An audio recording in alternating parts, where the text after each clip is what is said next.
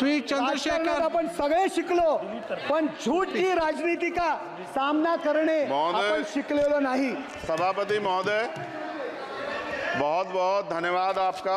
आपने मुझे बजट पे अपनी बात रखने का अवसर प्रदान किया। मैं अपनी बात को शुरू करते हुए बहुजन समाज में जन्मे सभी संतों, गुरुओं और महान पुरुषों को नमन करता हूं। साथ साथ मैं भारत की महान जनता का भी धन्यवाद करता हूं कि उन्होंने लोकतंत्र की रक्षा इस बार की है। सभापति महोदय, पिछले 10 सालों में सरकार की नीतियों के कारण गरीब और गरीब हुआ और अमीर हुआ है, यानी गरीबों और अमीरों के बीच फासला बढ़ गया है। सारे देश की संपत्ति को चंद अमीरों के हाथ में दे दिया गया है। ये हमारे संविधान की मंशा और समतावादी समाज के लक्ष्य के खिलाफ है। अतः हमारी नीतियां गरीबों के पक्ष में भी होनी चाहिए। जातिगत जनगणना, SC ST OBC यानी कि जो बहुजन समाज के लिए आज जीवन मरण का प्रश्न है, इसके बारे में कोई बात बजट में नहीं की गई है। इसके बाद जनसंख्या के अनुपात में बहुजन समाज को सभी क्षेत्रों में हिस्सेदारी मिलनी चाहिए, तभी बाबा साहब अम्बेडकर का जो सपना है समतामूलक समाज का, वो पूरा होगा। महोदय, एक ऐसा विकसित भारत है जिसमें आज भी सफाई कर्मचारी को पक्की नौकरी नहीं मिल रही है और उसको गटर में उतरने के लिए मजबूर किया जा रहा है। उनके लिए कोई अलग से बजट नहीं है। बजट बन सकता है अगर सरकार चाहे। SC ST को जो सब प्लान मिलता था, SPC का जो पैसा मिलता था, वो बजट से हटा दिया गया है। साथ साथ देश के स्तर पर आशा, आंगनबाड़ी, भोजन माता, ग्राम सेवक, PRD जवान, होमगार्डों के मानदेय में बढ़ोतरी नहीं हुई है। ऐसा कुछ भी नहीं दिख रहा है कि उनके जीवन में खुशहाली आ जाए। इनका मानदेय बढ़ना चाहिए। विधवा, वृद्धा, विकलांग पेंशन प्रत्येक महीने 500 रुपए से बढ़ाकर 5000 रुपए की जानी चाहिए, क्योंकि महंगाई बढ़ रही है। देश में प्रधानमंत्री जन कल्याण योजना के तहत SC ST OBC और मुस्लिम को कितने घर दिए गए, इसका कोई आंकड़ा सरकार के पास नहीं है। देश में इसी तरह SC ST OBC के लिए कितने परिवारों को शौचालय की व्यवस्था कराई गई। आज भी सिद्धार्थनगर जैसे जिले और तमाम जिले जो हैं, वहाँ शौचालय की व्यवस्था नहीं है। इस पर ध्यान देना चाहिए। देश भर में SC ST OBC के जो रिक्त पद पड़े हुए हैं, बैकलॉग भरना चाहिए। सरकार ने कुछ नहीं कहा। ये कैसी विश्व की 5वीं अर्थव्यवस्था है जिसमें आज भी SC ST पर अत्याचार हो रहा है, महिलाओं के साथ रेप हत्या हो रही है। NCRB का डाटा पढ़ेंगे तो खून के आंसू रोने पड़ेंगे। युवा बेरोजगार है, सड़कों पे 80 करोड़ लोगों को 5 किलो राशन में जीवन यापन करना पड़ रहा है। जो बजट SC ST को मिलता है, मेरे दाएं तरफ जो साथी बैठे उनको बुरा लगेगा, कर्नाटक में 14,732 करोड़ रुपए इन्होंने दूसरी योजना में लगा दिए और मध्य प्रदेश में आपने 95 करोड़ रुपए जो है दूसरे बजट में लगा दिए। हमारा जो मिलता है उसको तो मत छीनो भाई। MSP की लीगल गारंटी कोई बात नहीं हुई है। किसानों को जो 6,000 रुपए मिलते हैं उसको बढ़ा के 12,000 रुपए करना चाहिए और फसल बीमा जो है उसका सारा प्रीमियम सरकार भरे, किसानों पर बोझ ना लगे। रिजर्वेशन प्रमोशन में लागू नहीं किया गया, पुरानी पेंशन को बहाल नहीं किया गया, इस पर चर्चा नहीं हुई। देश में मनरेगा समय न्यूनतम मजदूरी की दर 700 रुपए होनी चाहिए। समान काम समान वेतन पॉलिसी लागू होनी चाहिए। जो रसोई की चिंता करते हुए 500 रुपए प्रति सिलेंडर से ज्यादा के दाम नहीं होने चाहिए, जो महिलाओं को राहत मिल सके। बिजली के दामों में भी कमी होनी चाहिए। बेरोजगार युवाओं को 5,000 रुपए भत्ता मिलना चाहिए, जो बेरोजगार युवा जो है अपनी पढ़ाई या अपना खर्चा उठा सके। मैं अपने क्षेत्र के विषय में महोदय आपसे कहना चाहता हूं कि पश्चिम यूपी में नगीना में एक एम्स बनना चाहिए, एक IIT बननी चाहिए, एक IIM बनना चाहिए। नगीना लोकसभा में उद्योग धंधे लगने चाहिए। नगीना की कताई मिल जो है उसको पुनः शुरू कराना चाहिए।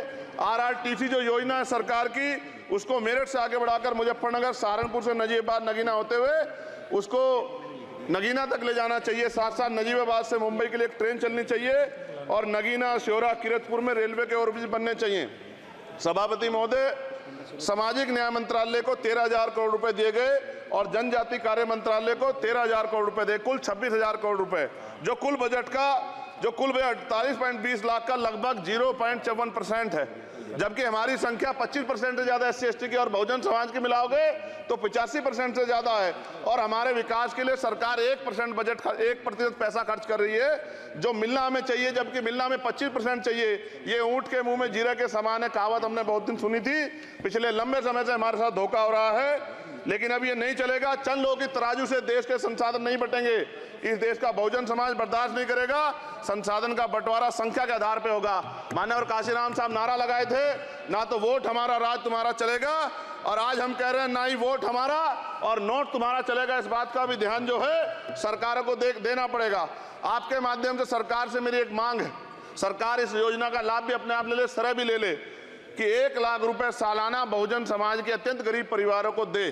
10 लाख करोड़ रुपए खर्च होंगे, लेकिन इस 1 लाख रुपए की योजना से एक झटके से परिवार गरीबी की रेखा से ऊपर आएगा और इनके बच्चों को कुपोषण खत्म होगा, अच्छी शिक्षा मिलेगी, महिलाओं को सम्मानजनक जीवन मिलेगा और इससे वास्तव में सबका साथ सबका विकास का नारा सार्थक होगा।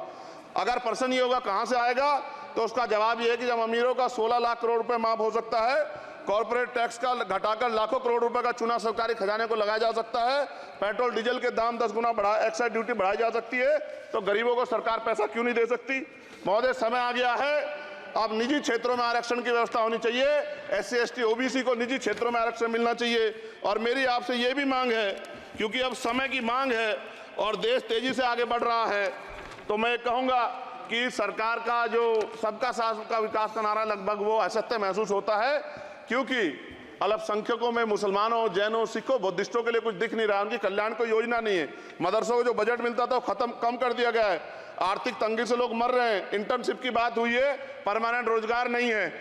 और दिल्ली में क्या हुआ बच्चों के साथ कल, उनकी सुरक्षा की जिम्मेदारी क्या है? वो आए तो बनने थे IAS IPS और बन क्या गए, लाशें बन के गए। यहाँ से कोई ध्यान नहीं दे रहा है, किसी की नजर नहीं है।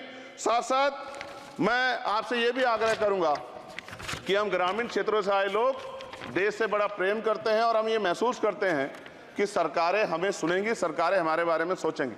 लेकिन ऐसा महसूस हो जाता है आज़ादी के 75 साल बाद, और जिसको अमृत काल कहा जा रहा है, आज भी SC ST OBC के लोगों पर अत्याचार हो रहा है। अभी 2 दिन पहले गोली से उड़ा दिया गया गाजियाबाद में, और राजस्थान में गर्दन काट दी गई। ये घटनाएं देख के डर लगता है, घर से निकलते हुए भी कि आने घर वापस लौटेंगे नहीं लौटेंगे।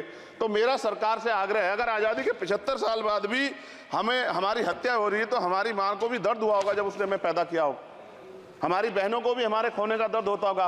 कैसी कानून व्यवस्था है आपकी, सब कुछ है आपके पास, फिर भी जो है महिलाओं पर रेप नहीं रोक पा रहे हो, हत्याएं नहीं रोक पा रहे हो, गरीबों, दलितों, पिछड़ों, किसानों, मजदूरों की जान नहीं बचा पा रहे हो। किसान सुसाइड कर रहा है, नौजवान सुसाइड कर रहा है, और बड़ी बड़ी बातें होती हैं, इधर भी अच्छे लोग हैं, इधर भी अच्छे लोग हैं, लेकिन अच्छाई तब होगी जब जमीन पे भी कुछ काम दिखाई देगा। और जमीन पे महोदय कोई काम दिखाई नहीं दे रहा है। जब कोई योजना की बात आती है तो सरकार हमसे मुंह मोड़ लेती है। आप बताइए, एजुकेशन का बजट कम कर दिया, हेल्थ का बजट कम कर दिया। मैं अपने क्षेत्र में गया तो आप विश्वास कीजिए, डॉक्टर नहीं है, स्कूल में मास्टर नहीं है, और कोई भर्ती ऐसी नहीं जिसका पेपर लीक नहीं होता है। तो देश किस तरफ जा रहा है और इसमें नौजवानों का भविष्य क्या है, इसके बारे में हमें चिंता करनी चाहिए। और अंत में अपनी बात को खत्म करते हुए मेरा आपसे आग्रह और आपके माध्यम सरकार से आग्रह है कि यहाँ बाहर बाबा साहब अम्बेडकर की मूर्ति लगी हुई थी एक, वो करोड़ों लोगों की आस्था से जुड़ा विषय है, और आप विश्वास करो इतना गुस्सा है उसको लेके। मेरी आपके माध्यम से मैं हाथ जोड़ता नहीं हूं, लेकिन मैं हाथ जोड़ के आपसे आग्रह कर रहा हूं कि प्रधानमंत्री जी, सरकार से हमारी आग्रह कि वो अम्बेडकर वादियों के सम्मान का ध्यान रखते हुए, उनके जो है दिल की पीड़ा को समझते हुए, दर्द का ध्यान रखते हुए उस मूर्ति को पुनः स्थापित करा दीजिए। अगर इसमें कोई राजनीतिक कारण अलग बात है, लेकिन मैं कंक्लूड कर रहा हूं। मगर मैं आपसे कहना चाहता हूं, इसमें बहुत गुस्सा है। जिस दिन अम्बेडकरवादी गुस्सा हो जाएगा, वो फिर इस सरकार को जो 24 में आ गई है, वो आने वाले चुनाव में ऐसा सबक सिखाएगा कि दोबारा पलट के नहीं देख पाओगे। तो मैं आपका धन्यवाद करता हूं, और मुझे विश्वास है कि सरकार मेरी बातों पे गौर करेगी और गरीबों के बारे में सरकार सोचेगी, गरीबों को आगे बढ़ने के अवसर प्रदान होंगे। धन्यवाद। अगर आप ये वीडियो YouTube पर देख रहे हैं तो हमारे चैनल को सब्सक्राइब करें और बेल आइकन को दबाना ना भूलें। अगर आप Facebook पर ये वीडियो देख रहे हैं तो हमारे पेज को लाइक करें।